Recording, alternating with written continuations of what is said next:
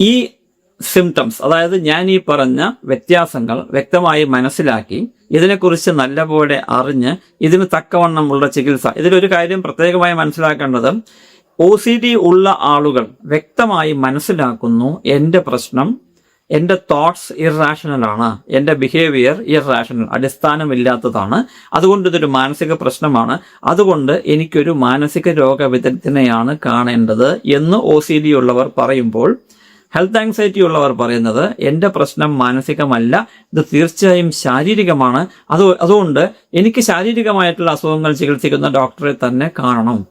അപ്പോൾ ഇതിൽ വ്യക്തമായി മനസ്സിലാകുന്ന ഒരു കാര്യമുണ്ട്, ഡോക്ടറെ കാണേണ്ടതും ചികിത്സയും അത്യാവശ്യമാണ്, രണ്ടുപേർക്കും അത്യാവശ്യമാണ്.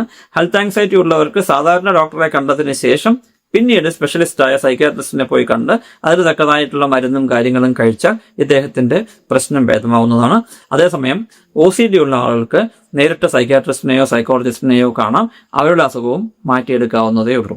നല്ല പ്രോപ്പറായിട്ടുള്ള ഡയഗ്നോസിസും വ്യക്തമായ ധാരണയും വ്യക്തമായ ഇൻസൈറ്റും രോഗം പെട്ടെന്ന് മാറ്റിയെടുക്കുവാൻ നമ്മെ സഹായിക്കുന്നു.